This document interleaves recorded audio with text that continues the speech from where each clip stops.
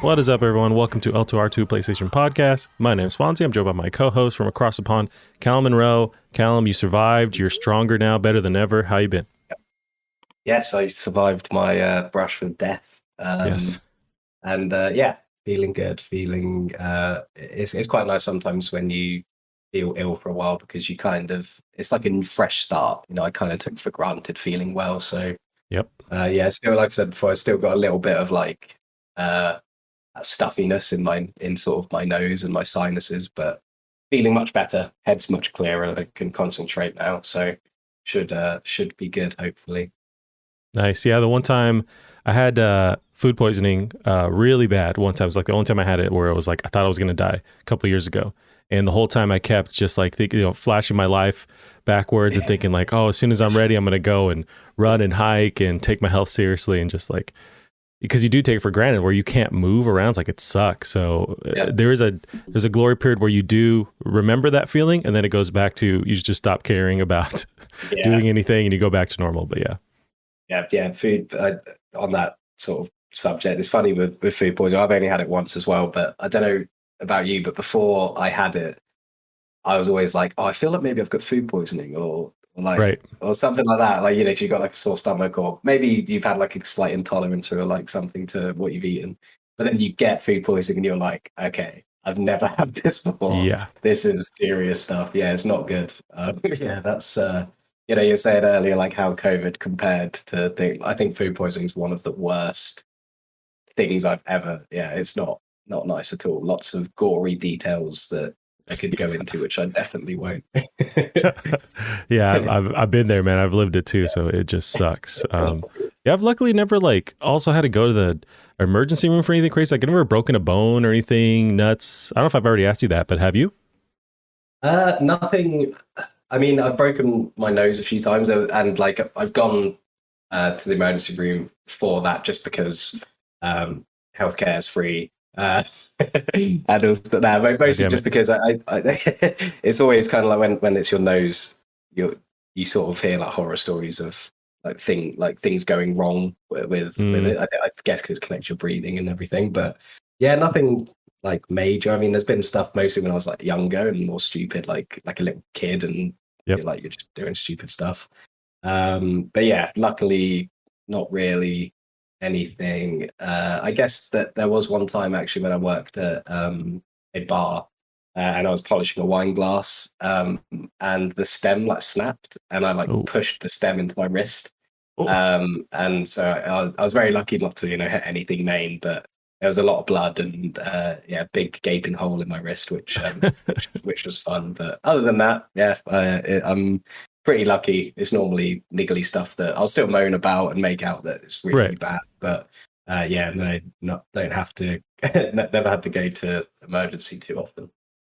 That sucks. Yeah, you reminded me with the putting that wine glass through your arm, through your hand. I think one of the first times I went to a bar, I had got a cigarette from somebody and I was smoking, and I had no experience smoking. So to put it out, I put it out on my palm because I feel like I saw that in a movie or something. I thought it was cool. Yeah. And I like, if anybody was watching me for that split second, they would have seen my face and then really play it off like, oh, I do that every day. And I just kind of flicked it away, but I was like, oh man, I messed up. And then I spent the whole day just like, oh, this. It's crazy how like much our pain threshold can increase if we're trying to play it off. Like, there's been a few times where something's happened and it's been super, super painful because I'm trying to play it off. It's just like nothing's happened at all. It's yeah, it's pretty incredible how far we can go to save face.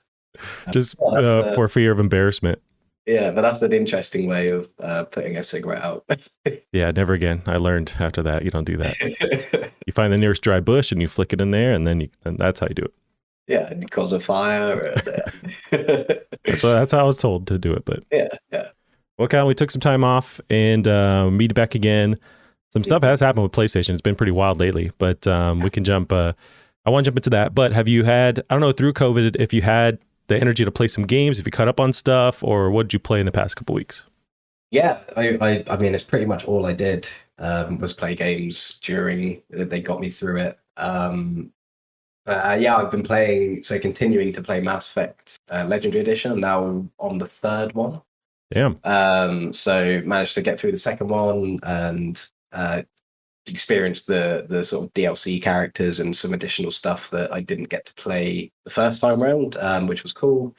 And yeah, playing through the third one now, again, lots of additional content that I've missed out on previously. So that's sort of nice. And I've also been playing a lot of Battlefield 5, which is, I know might sound really strange. Whoa, but, yeah.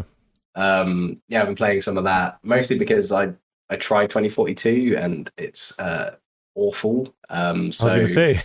Battlefield 5 is kind of that way to, I kind of had it kind of gave me like an itch to play Battlefield when 2042 was coming out, so I had to get it elsewhere. But that's been good. That's been really fun as well. So other than that, I've been messing around with maybe some other small things, playing some Crusader Kings 3 again, which I seem to get re-addicted to every now and then. But yeah, other than that, it's been mostly Mass Effect, that's for sure.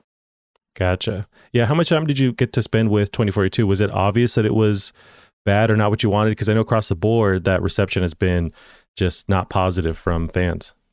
Yeah, I tried playing it when it was released, and it was just pretty much unplayable, rubber banding and just really, really poor performance issues. And then that all got sort of sorted, and I got my internet sorted out as well.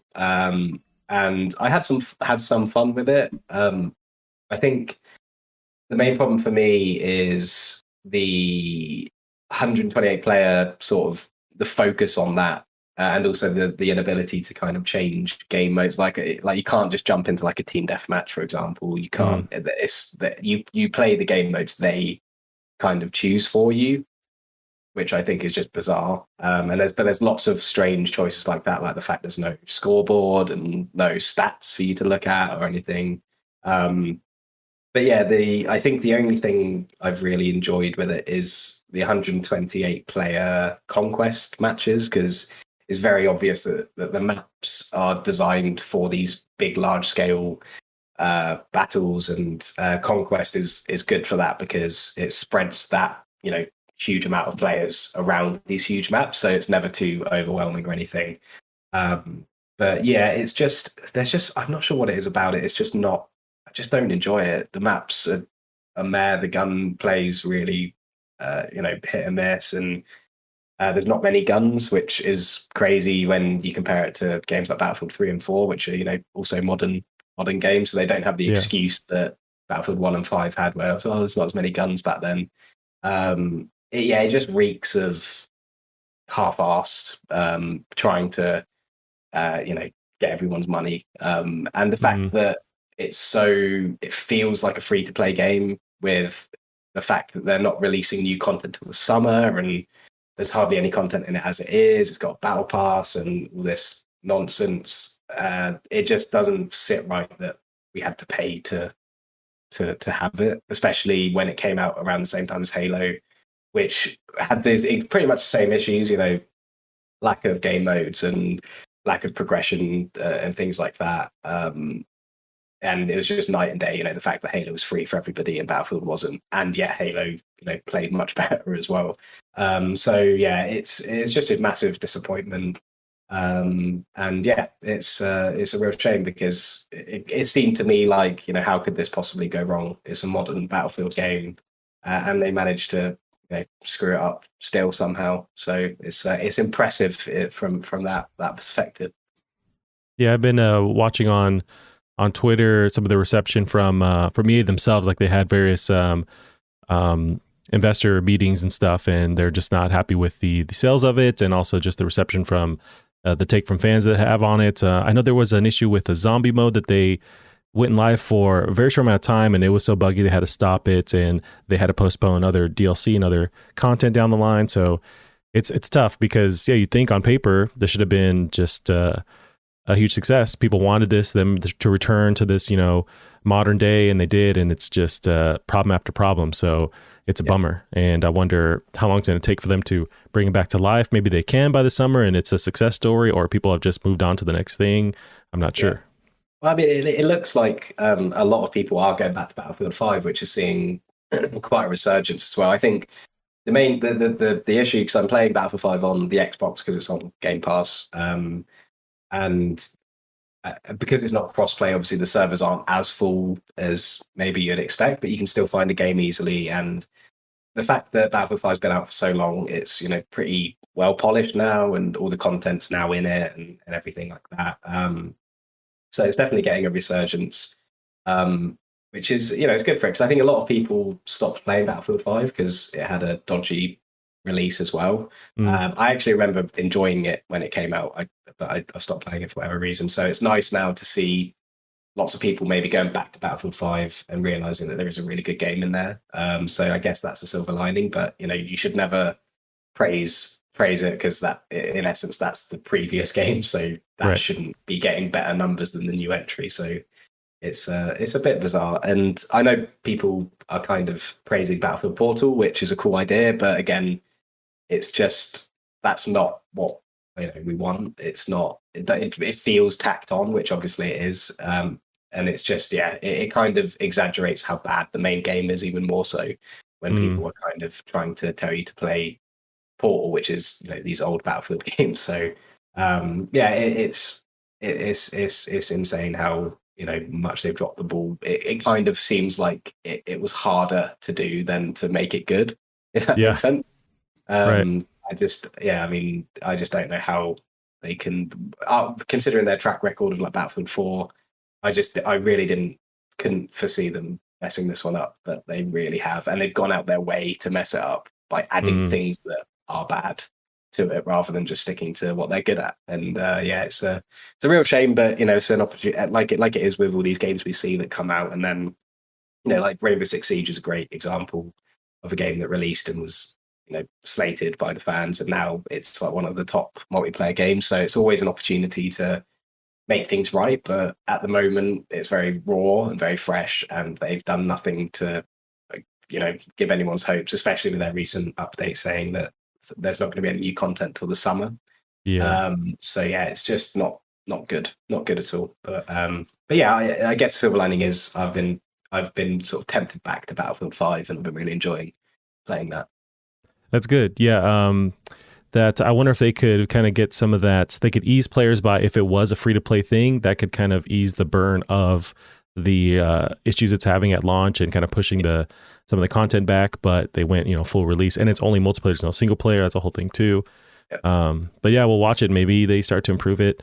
We'll see. To switch gears, we had a comment on the stream from ZZ Ufad saying, for Callum, if you've played that Tiny Tina Wonderland, that it was a PS Plus game. I thought they were actually, when they announced that this was for this month, I thought it was going to be the new Tiny Tina, but that's actually next month. But this is that DLC that came out for the original, or for Borderlands 1 or 2.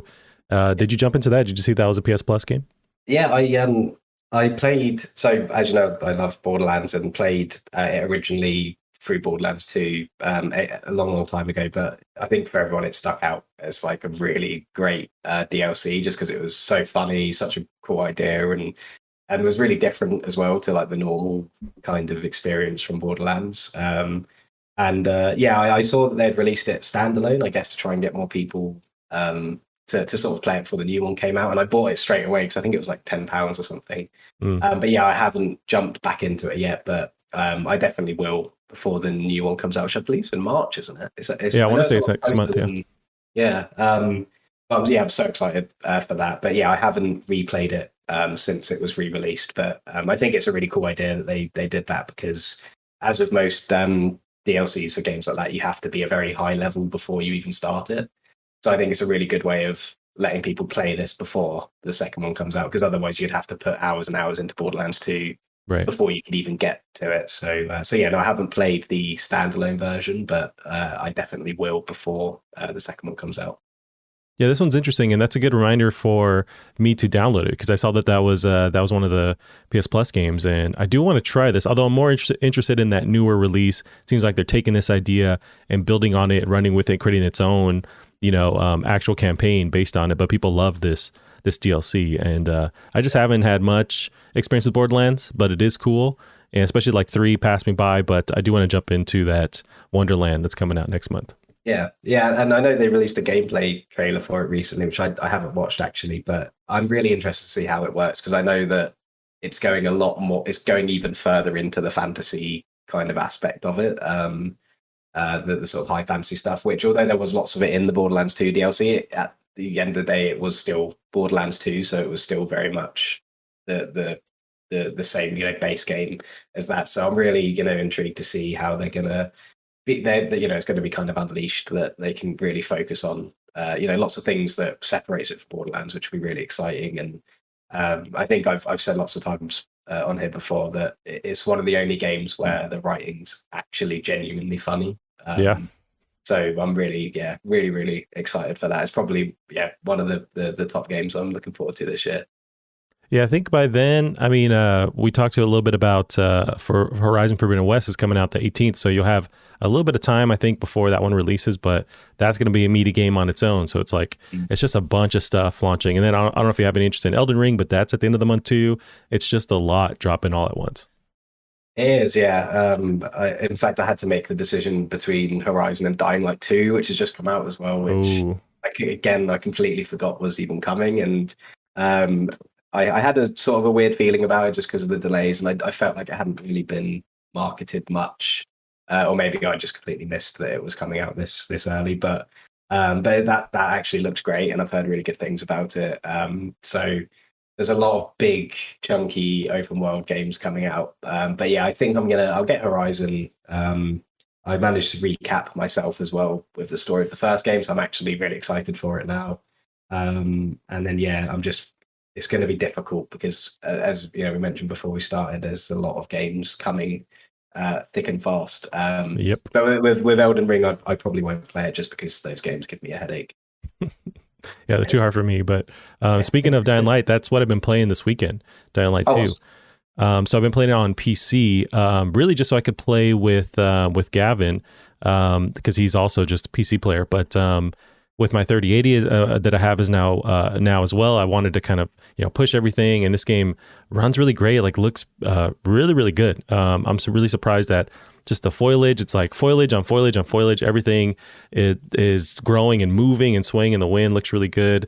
The actual open world itself just looks beautiful. You can see super far in advance, and then the actual skyboxes or hills around you have this autumn look to them, and then there's just the kind of gritty fictional city that you're running around in.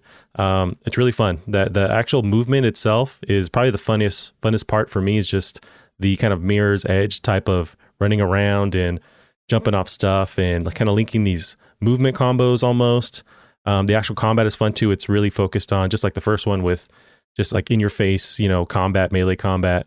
That's really dope. The actual story itself is not very interesting, and the dialogue is at times really, really bad. If you do jump into this, I want to hear your take on the dialogue. It's just terribly bad, and so I'll just find myself just yelling at the TV or just making fun of just how cringy it is. But the gameplay itself is really, really fun and just satisfying to run around and upgrade your stuff and whack at these zombies. But also the humans that you fight are pretty interesting, where they'll dodge, they'll attack, and they'll kind of almost change the way they're attacking, so you can't just rinse and repeat. You have to react to what they're doing. But they also, with the progression of unlocking your abilities, because you have to unlock various whether it's combat abilities or traversal stuff, it's really slow. So you have to you feel like you earn it when you get it, and you're just slowly chipping away. But it's a blast. I'm about 10, 12 hours in now, and it's very fun. Yeah, I think I'll definitely pick it up at some point. I loved the first one, and it sounds like the criticism I've heard. There's criticisms about the story and everything, but I think from what I've heard, it sounds similar to the first game, where I didn't think the story was very good, and it was very pretty generic, and like you said, the dialogue's a bit iffy. But it was the the side quests that were very open-ended, and they would kind of chain into other things. And I've heard that it's similar in this one, where the side quests are actually the better part of the kind of narrative experience, which is fine. I think in a game like that, you don't really need to worry about the story. I mean, games like Fallout 3, for example, the main story is short and not massively interesting, but it's the side stuff and the environmental stuff that really sticks with you. So I think that's the most important thing. And like you mentioned as well, I've heard that the sort of leveling up and the abilities you unlock are very well thought out, and they really make a difference. So I think that I think it sounds like it's got the most important things sorted. I remember I played the first game all in daylight. I did not play it at night at all, except for the missions you have to. And it looks like I'll be doing that again because it looks horrifying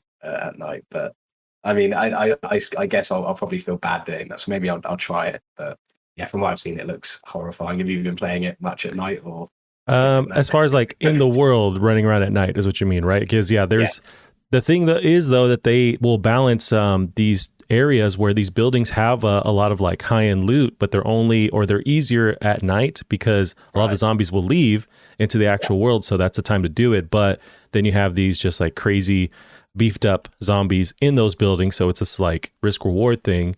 But it is pretty terrifying. I remember in the first game you could, I don't know why you would do this, but you had an ability to press a button and look behind you for a split second to see that zombie just like barreling towards you. But I haven't figured out how to do that in this game. But I found myself enjoying that in the last game where I could see who's right behind, but you can hear them. If I remember, that slow things down as well, so you can kind of just quickly just get your bearings. Yeah. But I'd hope they're still in there.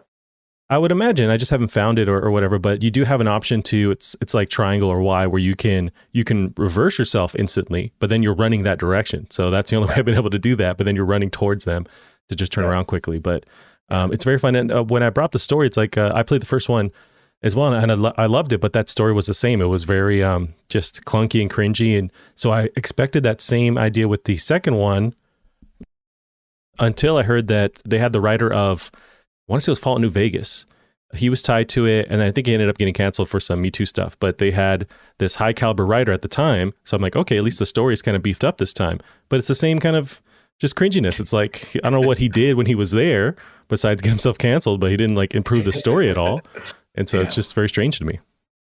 Yeah, it could be a shame. But yeah, I think like you said, it's not the end of the world of games like that. And I know that they've focused, or from what I've seen, on the choices and things, because I know that was a big part of like the marketing, but I haven't actually heard too much about that. So I don't know if that is something that really, whether it was one of those things that they say is going to be like this, but when the final product's out, it's a little bit lesser. And I think that was maybe something people assumed because it did seem a bit too good to be true with a lot of it. But yeah, has that actually been executed well, or?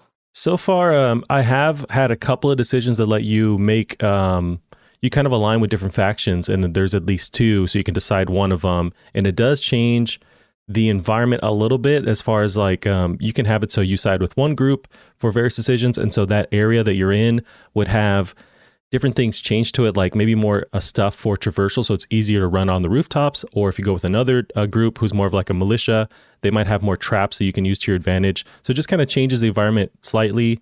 But I notice in dialogue, there's options to choose what you say, but usually it ends up being, if you go with the second option, you say it, okay, cool, and then you go back to the original one that they wanted you to say. So it's like it almost kind of makes you think you're making a change or a decision, but it's really just they're funneling you down the same story.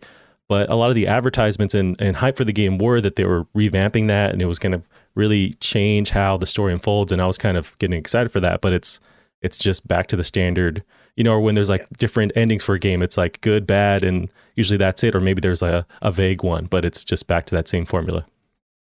Yeah, I mean, I think it's something we could probably see a mile off with, because it did seem very too good to be true when they were talking about it. But again, I think the reason Dying Light is so good is because the things that they sound like they've done really well again. So I guess that's the most important thing, because it's not like anybody really wanted a massive new kind of mechanic to the game, like these choices that completely change the world. It's not really, I think, anything that people were asking for with Dying Light. It's not like the world was the biggest key part of the first game. So I guess it's not that much of an issue that it doesn't quite work out as they kind of said it would. Yeah, that's where I'm at, because even as leading up to this game, I love the first one. I didn't play much of the DLC. They supported it for like 8 years. It's nuts how much stuff they put into that game. But I played the original when it came out, and loved it. And so I just wanted the same kind of experience. So if they didn't really change anything, if they just give you a new area with the same kind of movement and stuff, then I was happy. And this is doing basically that, but they're improving on some combat stuff and movement stuff. So, it's what I want, but some of the hype beforehand from Techland saying they're revamping the story and blah, blah, blah, it didn't end up being that, but I was fine with it not being there to that caliber.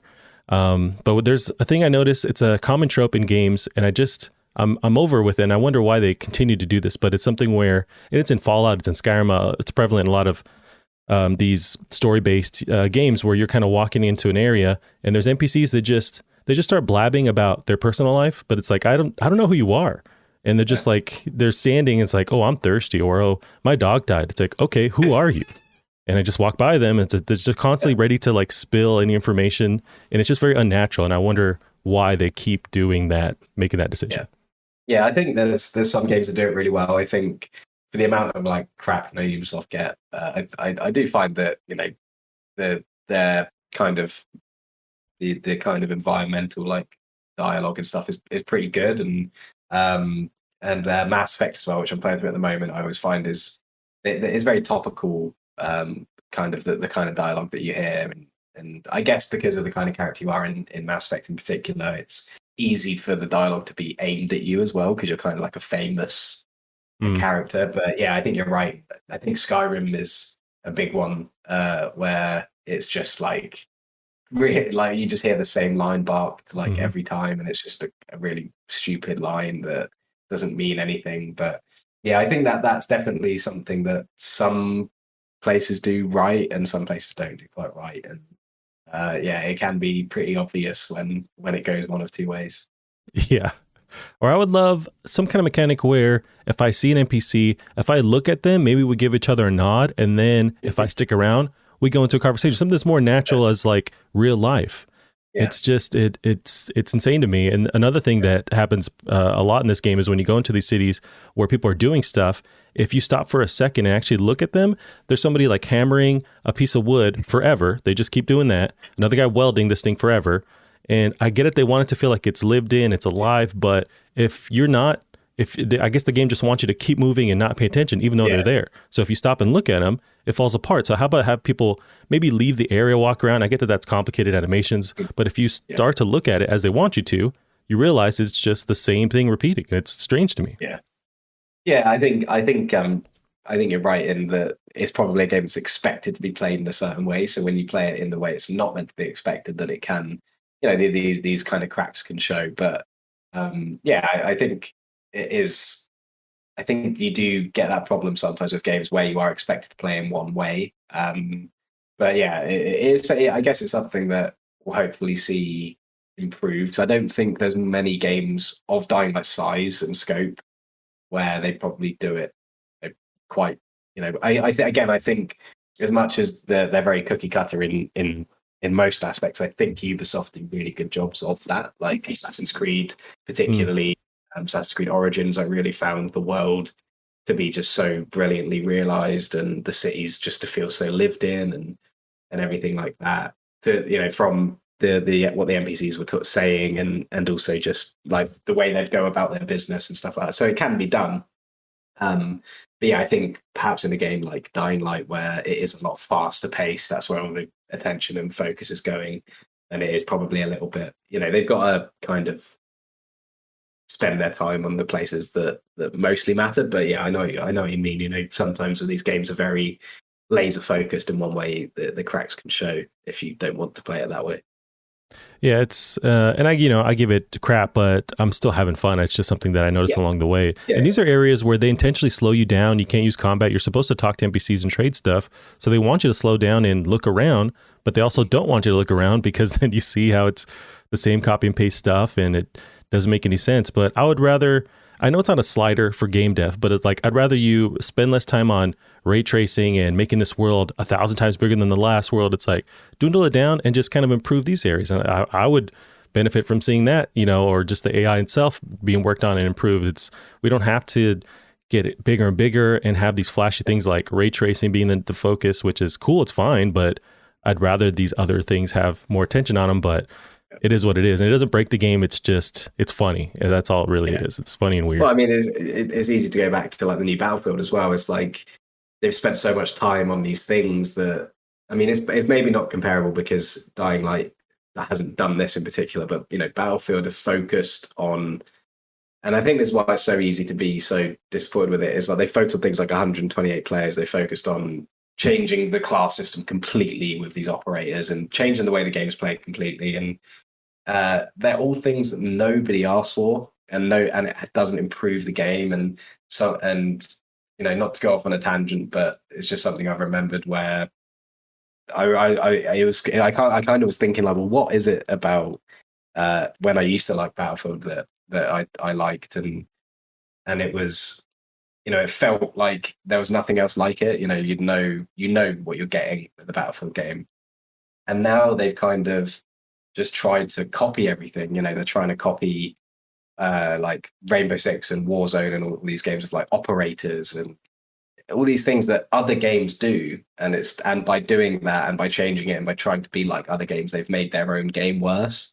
And yeah, I think that in a lot of ways, sometimes people do focus on things that aren't going to improve the game. People are happy with what you've done, especially if it's in a series like Dying Light or whether that's Battlefield or anything like that. People are happy with the series. That's why people are going to buy your sequel. So don't worry about making like the scope much bigger or doing this or that, because I know that some people will obviously moan you can't make everyone happy, but like you said, I think as well that it makes a lot more of an impact when the little things that you notice, like, oh, these guys really, like, this world feels so lived in, and things like that. Because if it was like that, you probably wouldn't even notice it. You probably wouldn't even call it out as a good thing. But they're the kind of things that are harder to achieve. That the things that you don't even notice are sort of there. So yeah, it is.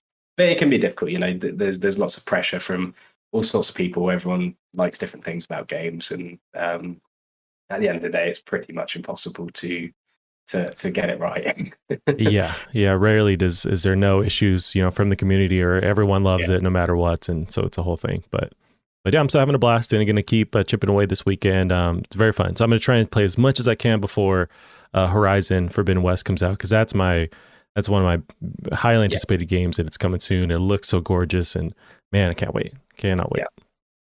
All right, Callum. Well, we've been blabbing enough. We got some crazy PlayStation news. So first one we'll transition to was, it's old now. It's about 2 weeks old, but it was huge, and it affects PlayStation. So we'll talk about it. Pulled up some of that. At least the benefit now is we have some more info as for exactly when it came out. We're still in the dark, and now we got some info. So we're talking about Microsoft acquiring Activision Blizzard. This is on the 18th of January. So Microsoft will acquire Activision Blizzard in an all-cash transaction valued at $68.7 billion. When the transaction closes, Microsoft will become the world's third largest gaming company by revenue, behind Tencent and Sony. So I have some questions for you. Overall, do you think, is this kind of thing good for the industry? So we'll talk about it after this, but PlayStation acquired Bungie also. So now there's kind of this arms race for content now, as they possibly both, are going to have their own subscription services if it's tied to that. So is this good for the industry? Do you think this is a positive when you see this kind of stuff? Honestly, I don't really know how to kind of feel about it, just because I don't understand like business well enough to kind of feel like I have a weighty enough opinion on it. But in this particular case, I think with the stuff that Activision have been going through internally, I think it's a good thing, because hopefully under new leadership and management, a lot of the problems will hopefully be addressed. Because I'm not saying this like Microsoft are like some ethical, moral company or anything like that at all, but you'd hope that such a like PR shitstorm that Activision have been in, that Microsoft would want to, from a business side, address that straight away. I haven't really looked into whether they are or not, but I think from that perspective, it's perhaps a good thing, perhaps maybe liberating for the people who are kind of working there as well, that they're under new management, and that just the idea that maybe things are going to change. But again, I don't know how it's going to work, how, whether it's even going to change how Activision operate, whether it's just, a kind of like, we now own you, we're going to take a big chunk of all the money you make, kind of thing, from Microsoft. But yeah, I know a lot of people are saying, oh, it's like monopolizing the industry or whatever, but for me personally, I don't. Apart from Call of Duty, obviously, it's a big. I mean, they're big games that Activision make, but I think the kind of games that are now being played are just so diverse and lots of different games now. I think that just because Activision are a big name and they've got big franchises under their belt, I don't think it's necessarily the end of the world. And I know that the timing with Bungie as well, which I'm sure we'll get into, looks like it's like a response, but I'm sure it's not, because obviously these deals take like months to conclude. But yeah, I don't know. It's I don't have a strong opinion either way. I just hope that, with all the stuff that's been happening with Activision, that this is a step in the right direction management wise, that that's all going to get refreshed and sorted out so that it can be a better place for the people that work there. Yeah, I'm of the same kind of mindset where if I can see some silver linings, it's because of the issues internally with Activision and Blizzard, with toxicity in their environment, with its Bobby Kotick, at the top. If this can be used as a way to clean house, that's a positive. And it seems like Xbox is interested in doing that. I know Bobby Kotick is signed on to handle this changing of hands, so he'll be there for the next year. And then when it goes through, he will leave the company. So stuff like that is positive for Activision. There's also talk of them bringing back various properties that they own and not just working full force on like Call of Duty, which they've had a lot of teams just work on that, as they have to pump them out basically every other year. So now hopefully they could slow down these. Also, what the tricky part about that is that these games make so much money. I don't foresee them changing it up too much because they want that revenue stream still. But maybe if they can, let these teams breathe and work on stuff, say like Tony Hawk's Pro Skater is on there. They also, now it's crazy that Xbox owns Crash and Spyro, so that's a trip. So, but maybe they can spend more time on those properties again. So there is some positives there. It's just also weird when one company starts to own quite a bit, a lot of these properties that were third party. And so now potentially we're getting these games that are locked onto Xbox. So that's a bit of a bummer, and it's not as consumer friendly, but also Xbox has their Game Pass and these games are going to go there, and that is consumer friendly. It's super cheap and you get to play all these games. It's a lot of stuff at once. So it's going to be interesting. And then you have the PlayStation aspect to this. Are they going to be locked out of these games? There is some news on that. So we have some reports from Phil Spencer of that week. He did tweet out, because they let a couple days ride before when the internet was asking questions without a lot of information. So he did tweet later that week saying, had good calls this week with leaders at Sony. I confirmed our intent to honor all existing agreements upon acquisition of Activision Blizzard and our desire to keep Call of Duty on PlayStation.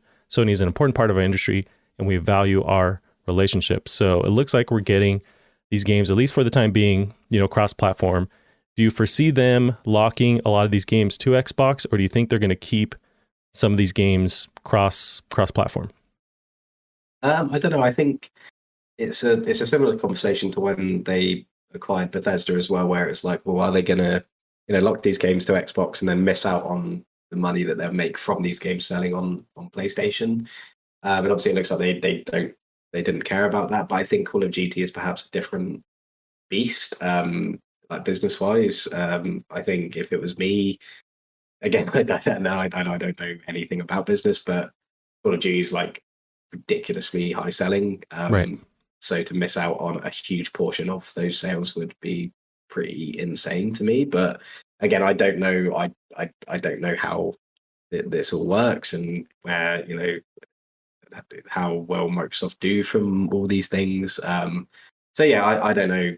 I wouldn't want to kind of make a prediction just because it'd be so ill-informed that I wouldn't have like any kind of even reason to go one or the other way. But I think it's exciting because hopefully from like an outside point of view as well, Microsoft can probably see the kind of not disdain, but the kind of route that Call of Duty is going down, and hopefully use that to their advantage to relaunch it, reboot it, and because anything they now do with Activision's properties will benefit Xbox. So you'd hope that it just means that whether or not they're going to be exclusive to Xbox, hopefully we'll see more, better entries in these series, maybe some more time on them and some more effort and, well, maybe not effort, but, something that will improve the series, because it's no secret that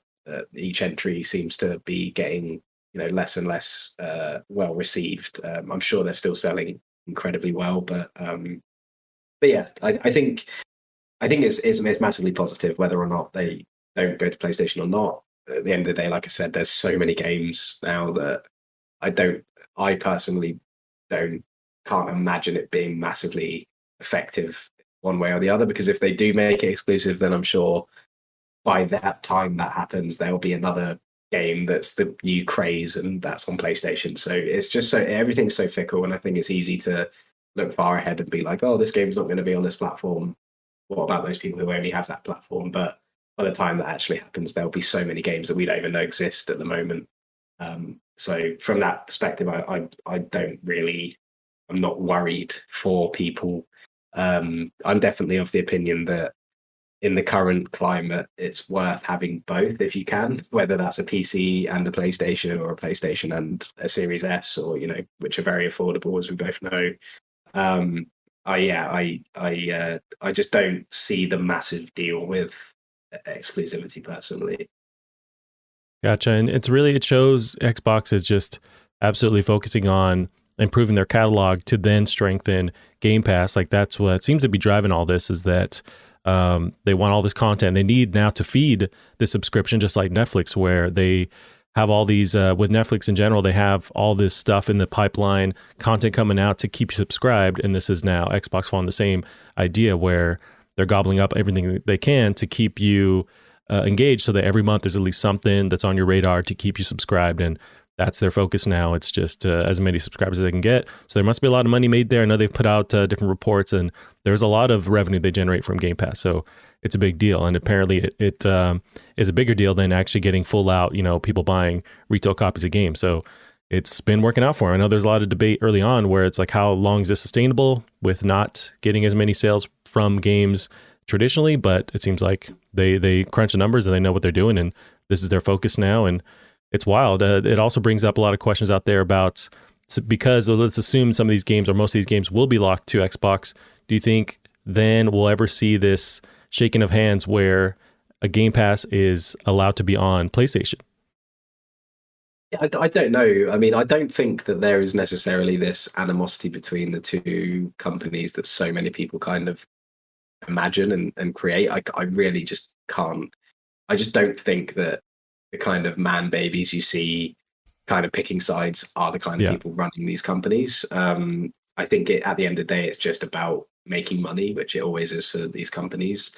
I mean, you like to think that, or I certainly like to think that a lot of the decisions are made also for the consumer. And I think with things like Game Pass, it's difficult to imagine that they're not in mind for that, because it is just such an incredible deal. Like, not even thinking about what's going on in the background, or any of that kind of stuff. It's an incredible deal, and I feel like I'm stealing from them every time I look at that list of games. But yeah, I think if it was possible to put Game Pass on PlayStation, and I'm sure they would do it, I just think that there might be lots of issues, because it would just be so confusing, I think, as well, having something like Game Pass on the PlayStation, just because there is a separation between the two, but not in a way that I certainly don't see that separation in a way that some people see it, where it's like picking sides. They are just simply two different manufacturers, and they have their own thing, and PlayStation have their own thing. Not all businesses think the same. Not all businesses have the same idea of how they want to operate. And I think that's all it boils down to. And, these two companies, Nintendo included as well, they all do things their own way. And that's why they're all still their own entities. If they all wanted to do things the same way, then we would have like one games console, and that would be it.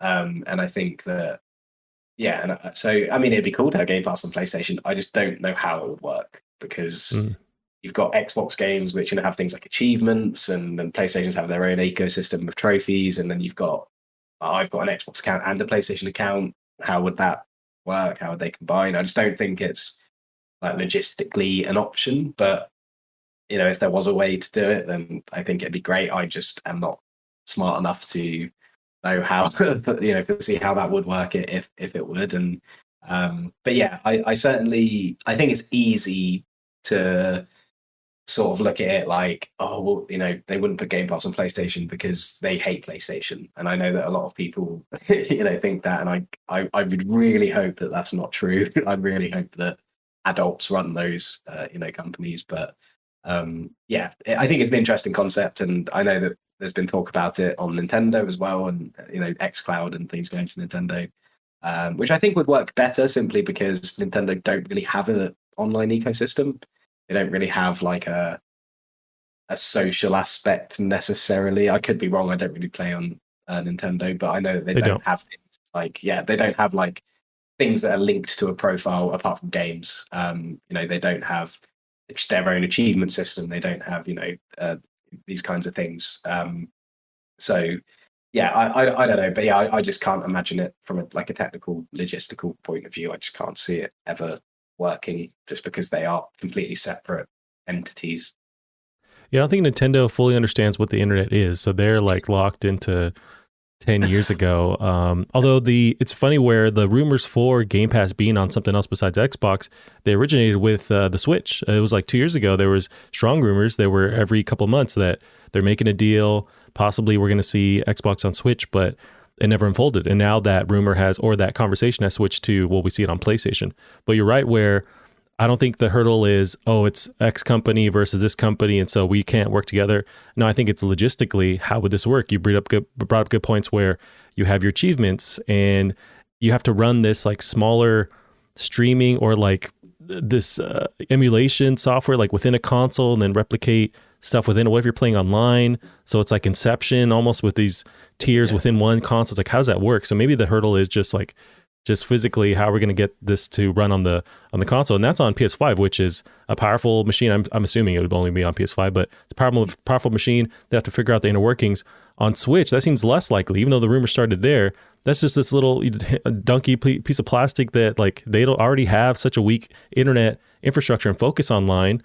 So it's like, how would they even get it to work? So maybe Nintendo wanted it, but they just couldn't figure it out. But that's the real hurdle, is just like getting these things to physically work. But it's definitely possible. And I think these companies, if they can shake hands and like get a cut off whatever subscription that comes in, then they would do it. So it's just a matter of, can this physically work? Yeah, of course. I'm sure they would do it if it was possible. But the problem is these two ecosystems have existed and taken completely different directions for years now. And, they've been around for so long. You've got, especially, it's even more obvious on Game Pass, where you've got like original Xbox games on there. These ecosystems have existed for so long now that you can't just combine them, because they're so separate and they have been for so long. If this was like games had just been invented, then of course, if this was the first generation of games, I'm sure it'd be much, much easier to look at and to think about. The problem is, back when these systems were first like a thing, it was never about, subscription services didn't even exist, not even fathomable in how they exist today. So it's just that it's been too long that these ecosystems have existed apart, that it's now essentially impossible from my point of view to combine the two, because they are just so separate and they have been for so long. Yeah, it's interesting. I mean, I'm sure it's being looked into, and they'd figure it out if they want to spend the time and do that, if there's a reason for it. But yeah, that's a conversation, and I think it is possible. But yeah, it's a ton of work to make it viable and playable, and where you don't feel any difference. It's all running, one for one. But yeah, it's crazy. It was a big drop on like a Monday morning that they announced that. So it's pretty huge. Another equally big announcement was, and you mentioned before, the conversation after the Activision acquisition from Xbox was, what does Sony need to do in response? Should they, do something just like they're just buying something at 2 a.m. online to like respond to it? And then we get news of the Bungie acquisition. So Sony buys Bungie for $3.6 billion. So I have the details here from IGN. Sony Interactive Entertainment has announced it will acquire Destiny developer Bungie for $3.6 billion. GamesIndustry.biz reports that following the deal, Bungie will be run as an independent subsidiary of SIE and will remain a multi-platform studio with the option to self-publish and reach players where they choose to play. So, Callum, similar to the last one, how do you feel about this? This one is a different approach where we're getting a lot more information out the gate, and they're really being revealing as far as they're allowing Bungie to remain, somewhat independent, where they can produce games multi-platform, a different kind of direction that Xbox has gone with some of their acquisitions. But how do you feel about Sony buying out Bungie? Yeah, I think it was perhaps not obvious, but if I remember correctly, Bungie were owned by Activision, weren't they? And then they managed to kind of break off. Yeah, they were either owned or they had some kind of deal together. And so they were able to leave that deal about a year ago, maybe about 2 years ago. Yeah. So I think, Bungie were probably going to be acquired at some point by someone. I think it's good. I think it's good for the studio, especially. I mean, they've got huge financial backing now and security as well, which is nice. And it's exciting. And it's exciting to see what's going to happen, simply because it'll be interesting to see if PlayStation use this company or this studio to maybe tackle. I mean, I don't play Destiny, so I don't know how good it is or how invested people are into it, what the future of it looks like. But I straight away was just thinking it'd be really cool to see Bungie tackle a new Resistance game or something like that, because we talk about it a lot. It's difficult to kind of see who would take a Resistance game, because obviously Insomniac have got their hands full with lots of other stuff, and I think Bungie would be a really, really cool studio to take that on. I know that they're a very different company or different team that worked on Halo, probably completely different. But I think when you look at Destiny, it's a solid science fiction first-person shooter. I think it's an interesting acquisition just because of Sony's properties that have been lying dormant for so long, kind of fitting into that kind of identity that Bungie have.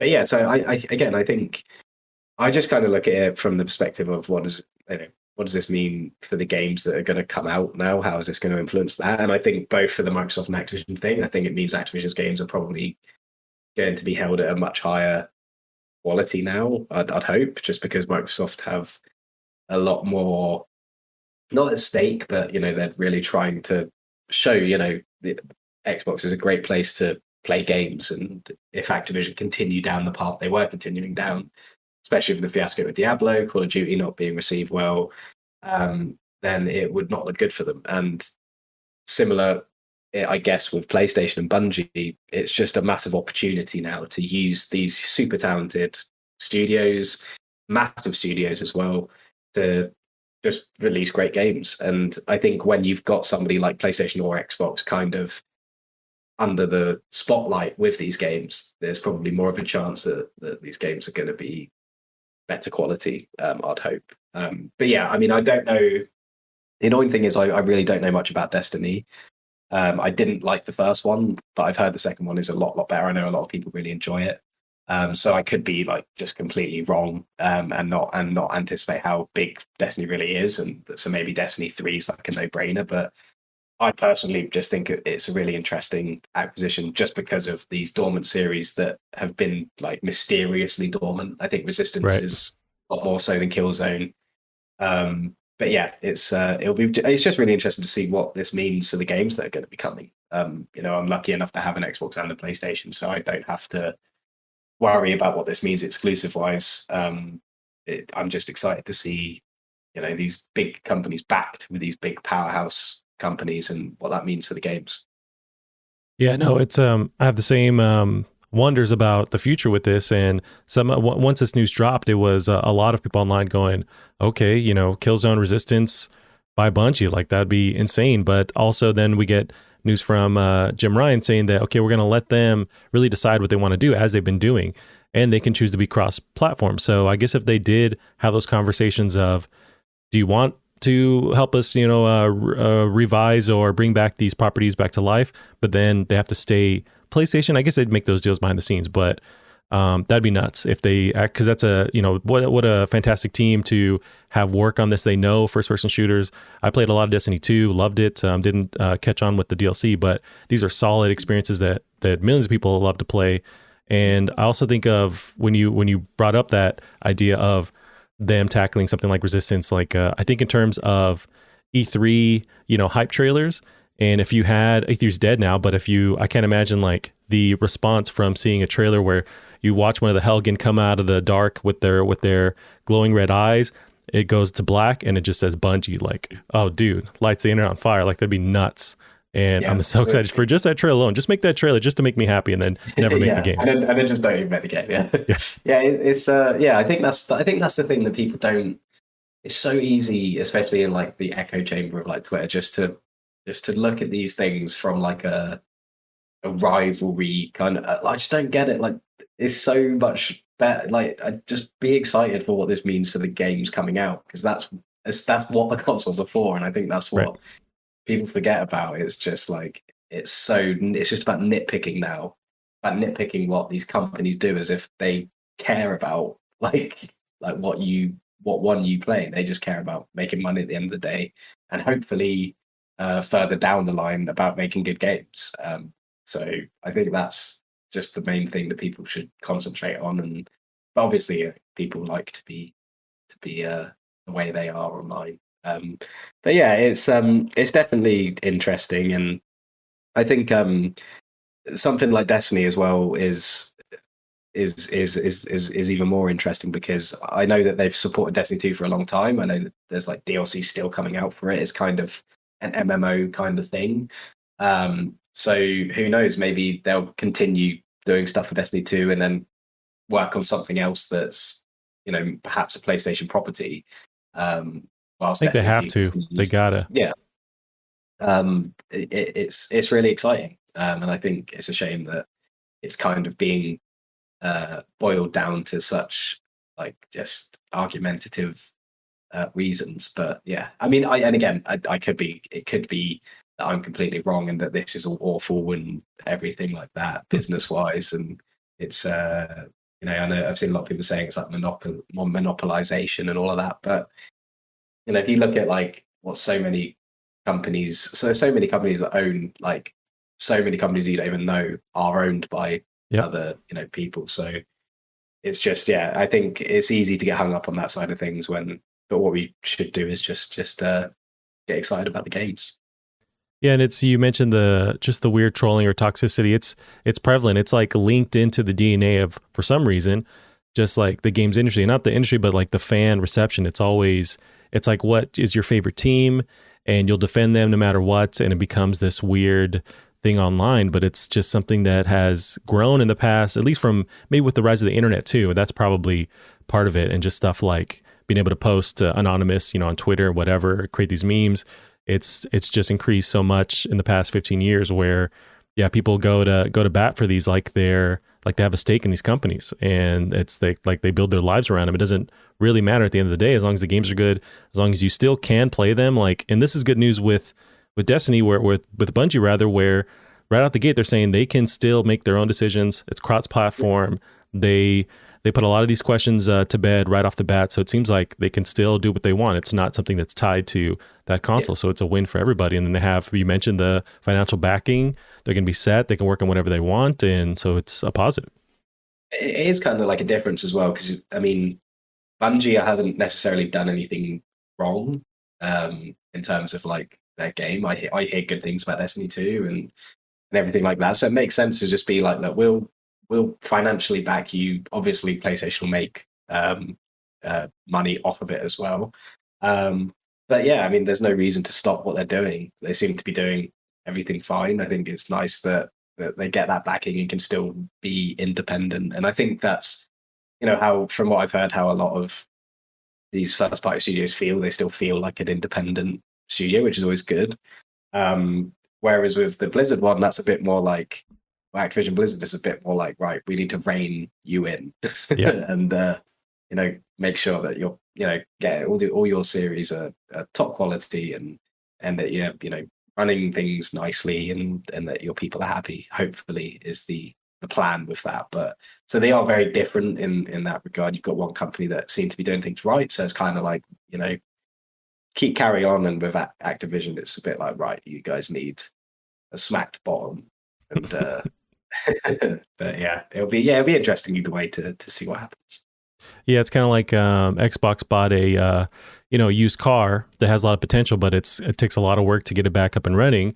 But compared to Bungie is more of this, you know, streamlined sports car that's really functioning on its own, it's ready to go. And although the used car was somehow more expensive, but although Bungie, we can't forget that they have their own issues with like internal toxicity too. That was in the news a couple months ago. So it's like these big, huge studios, it seems like the more people you have on board and the more you don't really address higher up, you know, work environment within the higher ups and how it trickles down, it's like you have these issues. But yeah, we can't forget that Bungie has their own stuff too, but I think it's not on the scale as what Activision was dealing with, but still it seems like it's prevalent in the industry, and it's another thing, it's hard to unravel, but it needs to be done with these big studios. Yeah. I think like very unfortunately with the games industry, you just have to assume that most of these companies are just full of these stupid toxic cliques and right. You know, the way that people are and the way that gamers are, you know, people into games, the way that they are famously, you know, we're talking about the toxicity online, that's all from gamers. I'm not saying it's just them, but and you know, these are also the kind of people who work in the industry, and it's awful and horrible, but it has got to the point now where you do just have to assume there's likely going on at these companies, and something does need to be done 100%. And hopefully, you know, with both these companies, the new management will hopefully do something about it. But it's got to the point now where you just can't. It's difficult to have confidence in that happening, fortunately. And yeah, we can only just kind of sit and hope. It's like sitting there whilst like an asteroid's coming to the planet, and you're just like, what can we do about it? I hope somebody takes care of it. I don't know. Yeah, exactly. Yeah. So it's awful. And it is a real shame that it has kind of just got to the point where you can so easily assume that that it's going on in the majority of these companies, because gamers are the worst people in the world. Yeah, pretty much. I guess not to go on a tangent on that side of things, but with the toxicity in game dev, it seems like as bad as it is, at least like 10, 15 years ago, we weren't hearing about this stuff on IGN, on these big outlets. It wasn't covered in the news. There wasn't like these crazy lawsuits in the news. So that stuff was just like swept under the rug, if it was even attended to at all. It was just happening. So now we get all this stuff as it's happening. There's a way for the community to respond online and to shame and to push these studios to do something about it. So now at least it is still happening, but like there's way more attention on it. So that is a positive, and it's something that's actively being done. But you know, years ago, it was just you had never heard about it, and people just had to deal with it, and people wouldn't get hired in the process. Like, but now it's way better. Although there's still a lot of work to be done, at least we are aware of it now compared to years ago. Like I had no idea, you know, growing up that this was happening, and it definitely was.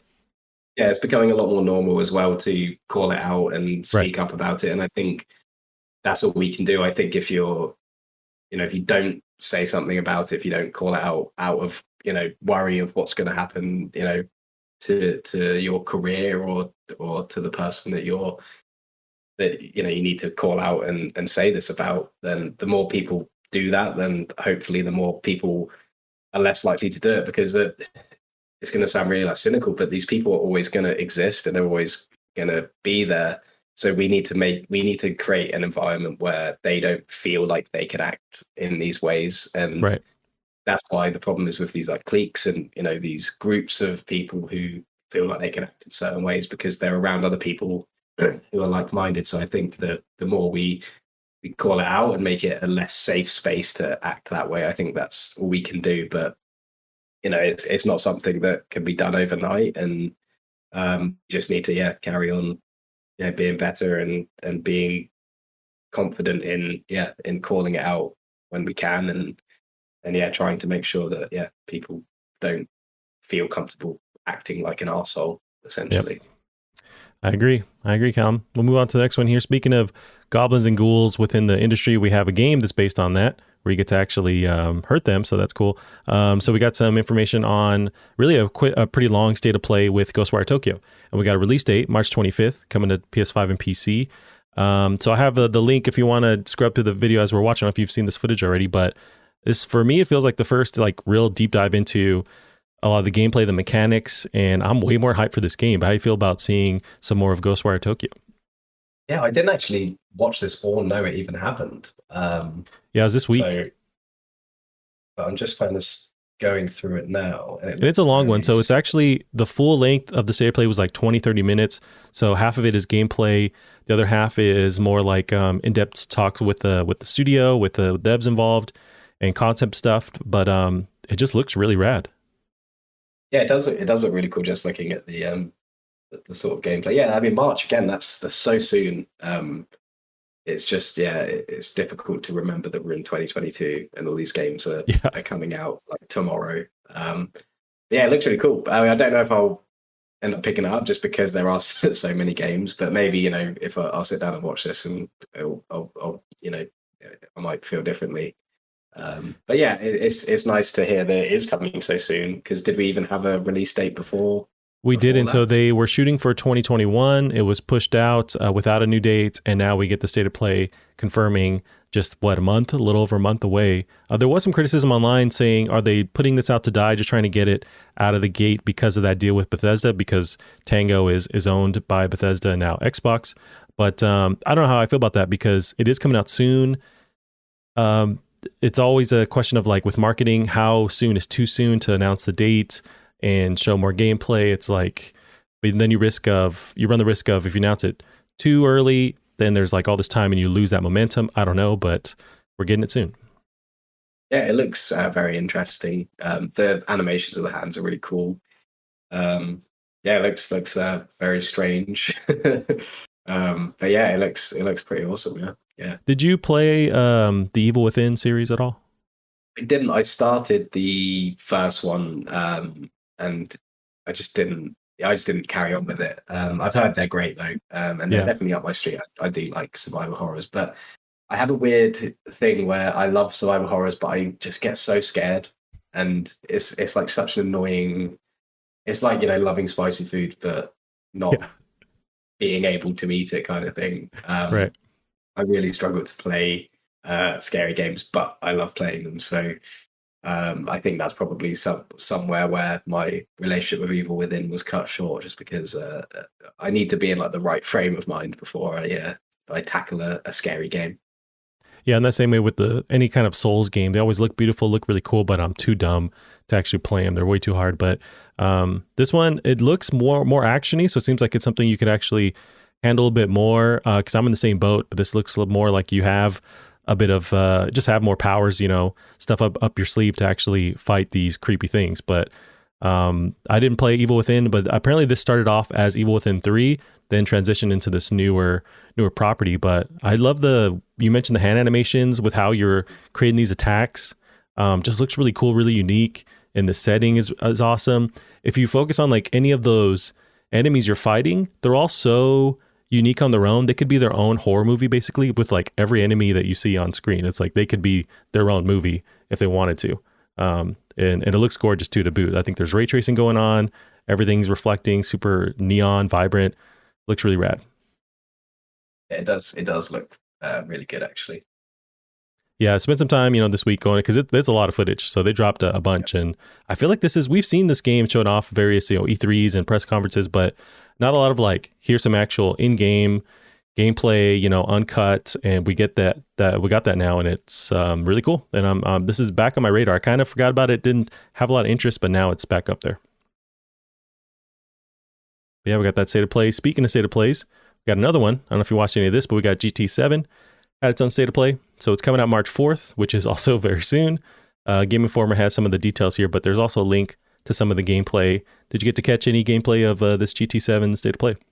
I did look at a little bit of this, actually, and I think it looks brilliant. I do really like racing games. I don't maybe talk about them that much, but I especially track races like Gran Turismo. They're definitely my favorite kind of racing games, and yeah, it looks it looks really, really impressive. I've got to say, very, very classy sort of looking game, and I'm really, really excited to see how it plays with the DualSense as well. I think that'll be a massive, massive sort of win for it, and I'm excited to see as well that there's not as many cars as like Gran Turismo 5, which I think was the last one I properly played. I remember that had like over 1,000 cars, but the problem was because there were so many, they didn't focus on a lot of them, and there were a lot of cars that you didn't even have like a cockpit view of, whereas this is a bit more focused. And I think when it comes to a racing game, it's more important to have a more manageable roster of cars rather than just going for sheer numbers. But yeah, it looks really cool. The livery editor looks great as well. Really, really looking forward to this. I don't know if I'll pick it up day one. I don't even know,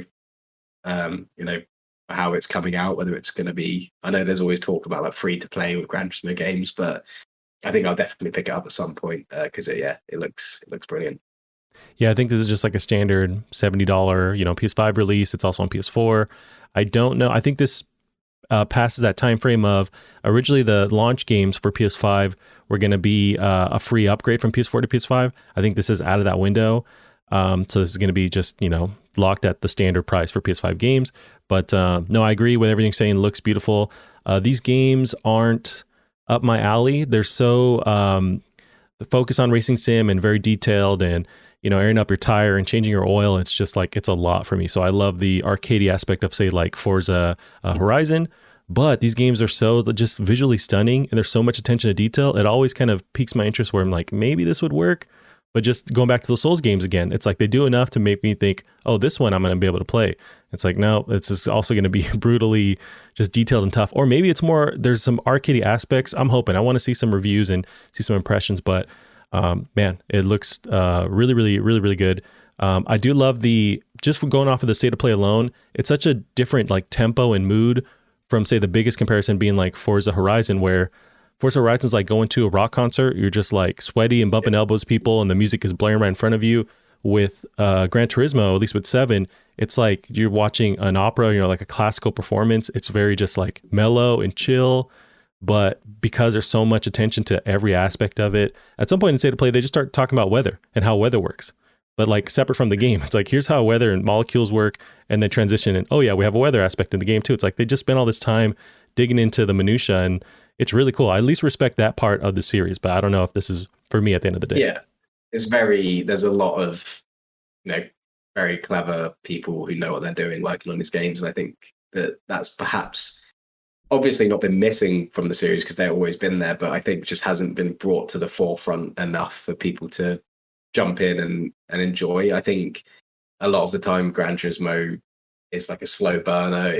If you give it the time, then you'll probably get something really great out of it, but it does take that time. And so hopefully this is a little bit more streamlined, a bit easier to jump into. The menus still look a little bit confusing maybe, but yeah, it's hopefully it'll be a bit easier to jump into. I think the DualSense will just make such a huge difference as well, because it will be like an instant new kind of feeling that you've never had before.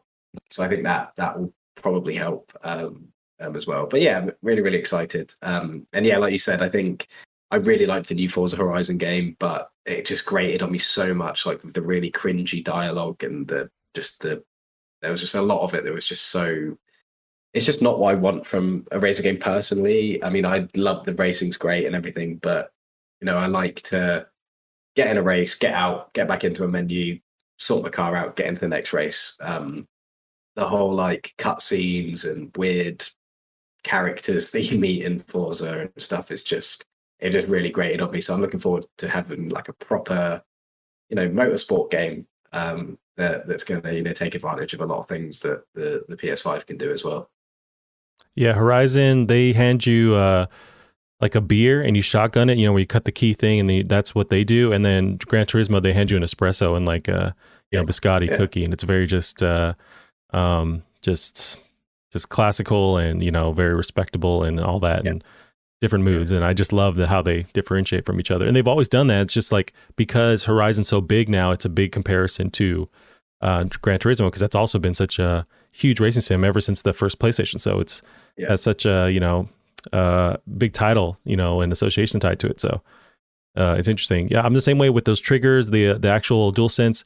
That could be a huge deal maker, where if they focus on those features, because a lot of the games that do support it, it's cool. You'll feel some of the vibration and stuff, but they don't go into full just like unlocking what could be done, or maybe there is a limit what could be done. This is a game where I feel just replicating the feel of the vibrations of the car and the brakes locking up, the steering wheel. Like if they can replicate that with a DualSense, that could be something that brings me over. Yeah, and there's always been like a massive attention to detail with the sort of audio, so that's in turn going to create a huge attention to detail to the haptics as well. So I am expecting something pretty impressive with that. So hopefully it doesn't fall short in that area. Yep. So we're getting it soon. Again, it's just a bunch of games being dumped on us March 4th for Gran Turismo 7. I'll move on to Sifu. This game is actually out now. It's starting today. There's an early access. I think if you pre-ordered the game, otherwise fully comes out this Tuesday. And some of the reviews have come out. So I was going to pull up some of the reviews here from Metacritic. So overall has an 81. GameSpot gives Sifu a 90, saying Sifu will likely ignite the difficulty debate once again, and it's certainly a shame that more people won't get to experience the game because of the barrier for entry. IGN gives it a 90, GameBy gives it a 70. So a lot of the, complaints or some of the comments from this game from the reviewers are saying that it's great. The actual combat mechanics are some of the most engaging, fun mechanics for fighting games that they've played, but it's also brutally hard.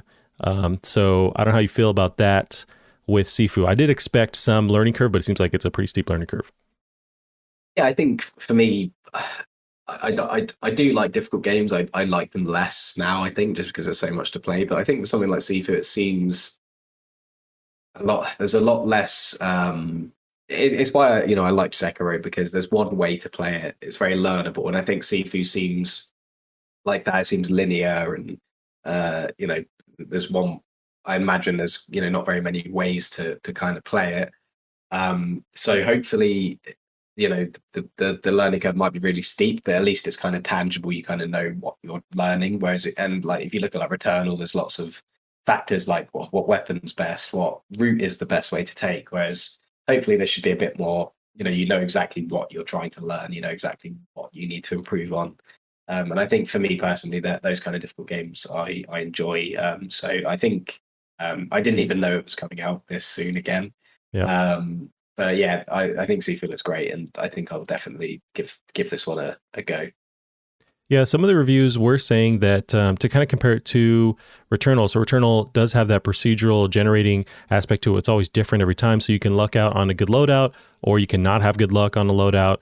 But with Sifu, everything's tailored. The levels are going to be the same every time you play them. The enemies are the same. So even though it is harder to master, you can at least count on the same thing playing out every time, so you can start to master that experience and then get better and better at it to know what to do every time that you encounter it. And it does seem like the levels are open enough to where you can find the right way to assemble people towards you to then tackle situations, so you can use that to your advantage. But I guess some of the complaints were based on the dying aspect, where you get older, so you have a finite amount of times you could die before you're out, and you have to restart it, and a lot of your progress is lost in the process. So I knew that this was going to be tough just from watching the gameplay, and I think I learned my lesson from Returnal, where I'll buy this on sale, but I'd like to see some more impressions on it, see if maybe it is somewhat approachable for a dummy like me, but it does look like it's going to be very, very tough. Yeah, I'll prepare the thumbs. Yeah. Awesome. So we got Sifu's out now. There is a live action short they put out for the game to promote it. So I sent you a link, but I'll just recommend people watch it. It's really good. It's just like this live action version of the game. It's pretty short. It's about 10 minutes, but it's just done really well. Really, really cool. But there's that. So we got some news on Horizon Forbidden West. It's coming soon. Some news on the actual file size. So it's a whopping 86 gigabytes on PS5. The news here is from pushsquare.com. Horizon Forbidden West will take a tremor tusk-sized bite out of your PlayStation 5's SSD, with the anticipated sequel weighing in at almost 86 gigabytes, according to data scraped from Sony servers. PlayStation Game Size reports that the release may be even larger in Europe, with file sizes of over 96 gigabytes touted, and this is all prior to any potential launch day title updates. And Horizon Forbidden West comes out February 18th, PS4, PS5.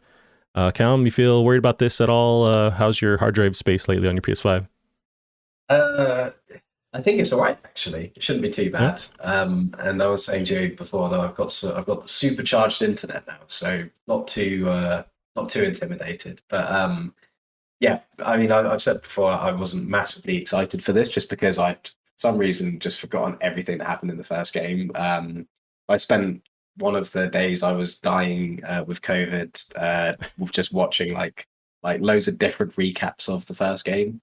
And yeah, I feel much more up to speed again. And I definitely forgot how great that game was. You know, watching gameplay of it again and watching these people sort of explain what happens and kind of remembering what happened. It's such a.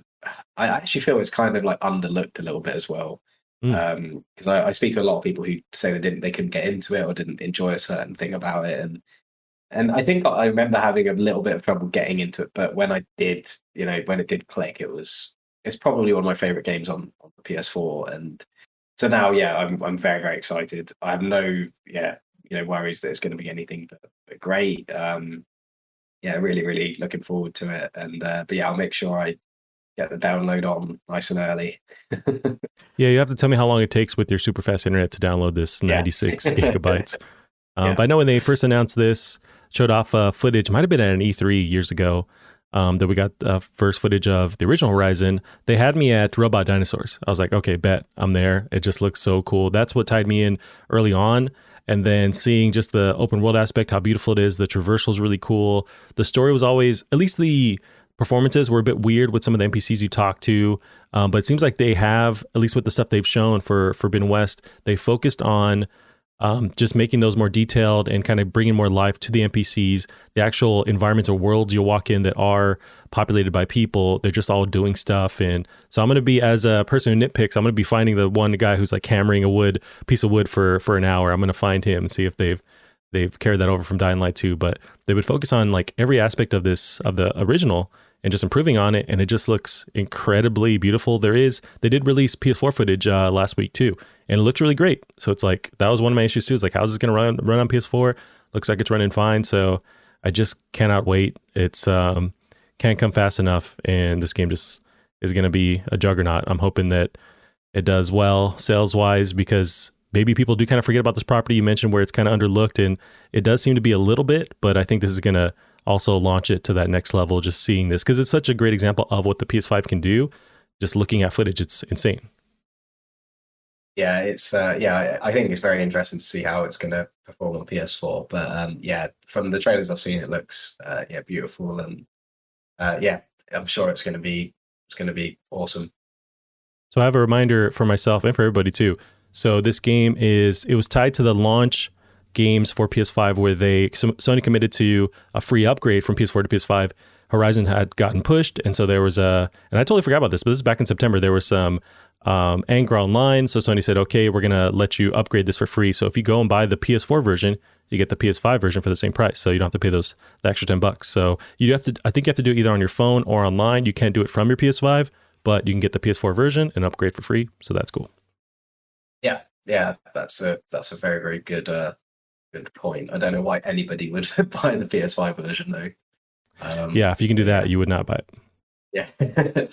Yeah, so I'll have to try and do that to save some pounds. Save some pounds there, Callum. Alrighty, it's a little bit of news on GTA 5. We're getting the PS5 version officially coming March 15th.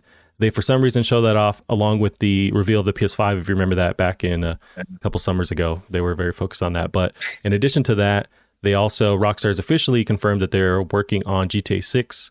People are very happy about that. Of course they were, but now they have actually said that they're working on it. So any thoughts on those? Didn't they like tweet it or something? Like they didn't even have anything to show. Bizarre. Strange. And yeah, it's GTA 5. It came out nearly 10 years ago now. So good for them. Good for them, yeah. I imagine when GTA 6, when they finally have some footage to show, and I feel like we're still a good 2 years away at least, when they do have some footage to show, it's going to absolutely light the internet on fire with how massive GTA 5 is. I wonder if they'll have GTA Online ready to go day one, because GTA Online, I want to say, took a year after GTA 5. They took a while to work on that. and it was broken when it came as well. And it was broken. I remember, yeah. But yeah, I'm just so fatigued with GTA. It's Yeah, just I know you are. I was even like I remember when first playing it, I was even fatigued like in my first playthrough. I remember it's one of those games where I was just like, can this game just please end? Please, please, Yeah. please. And now it's just carried on being part of everybody's life for 10 years.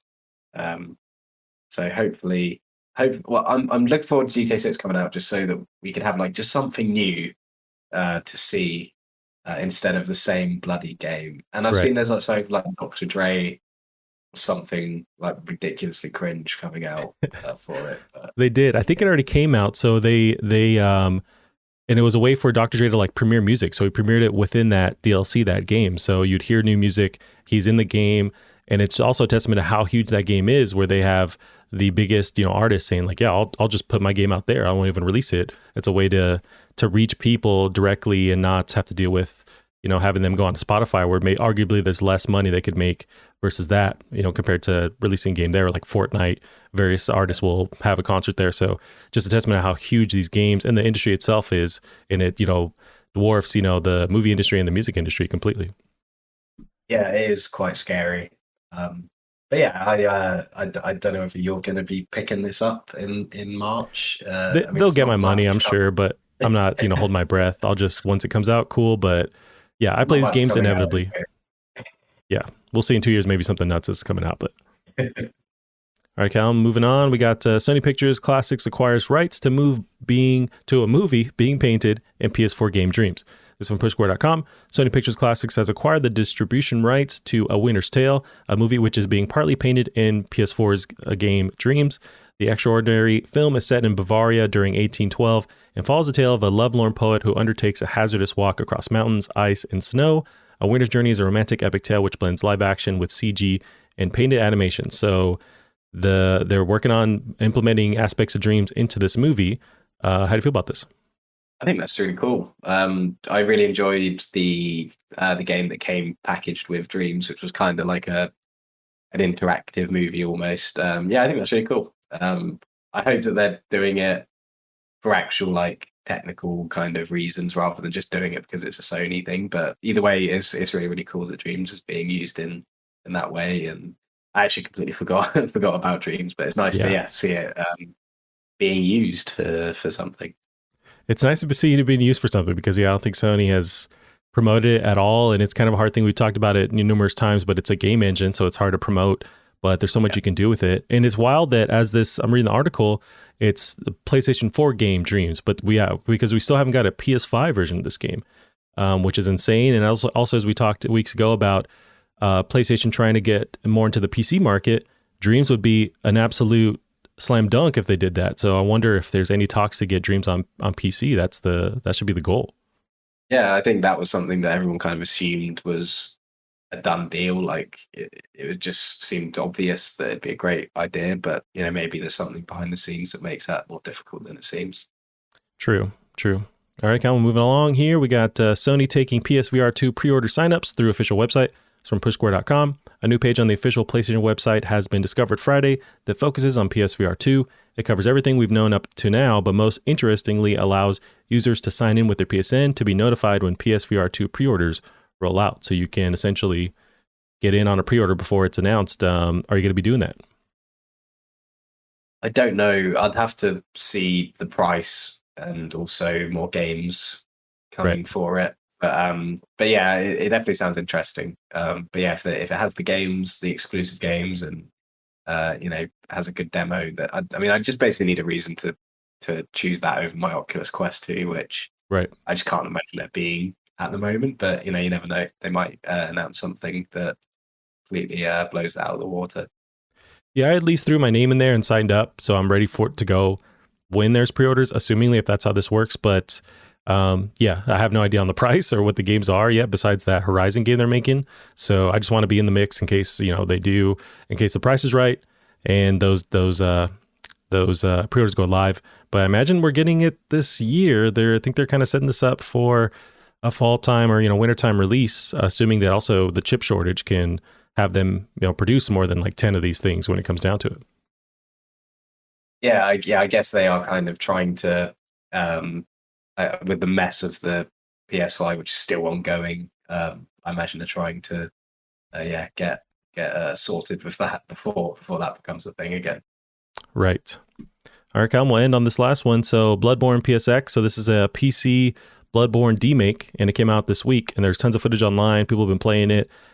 We might have talked about it when it was still like when they were working on it, trailers were released, but have you seen any footage? How do you feel about this Bloodborne demake?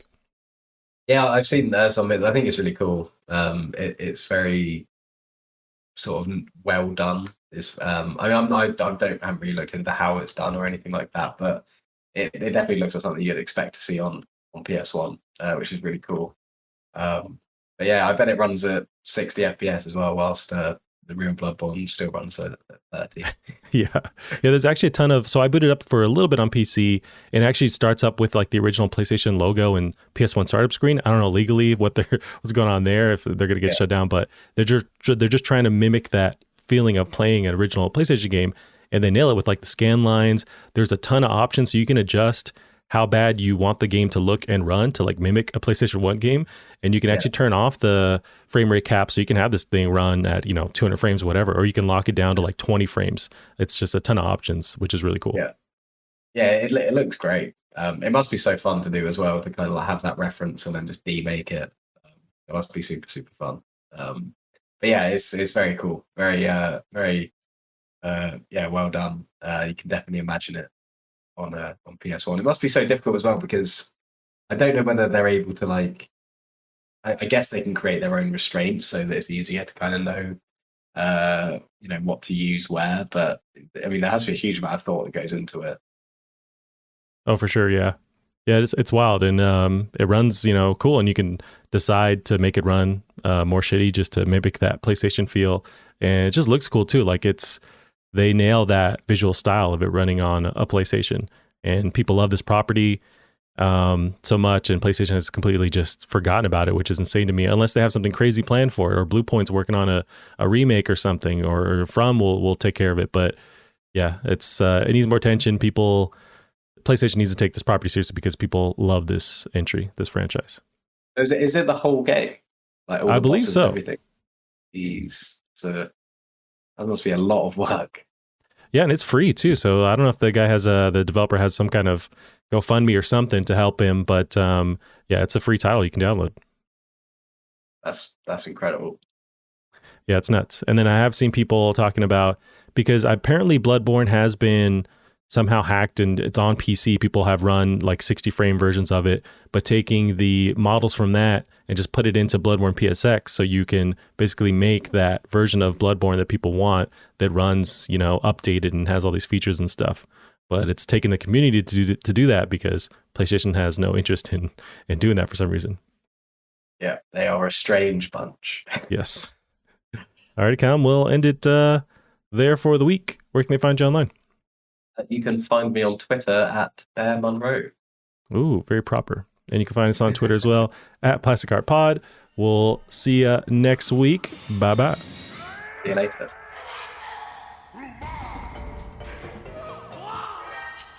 You're too late. I've already summoned Meteor. Okay, let's go.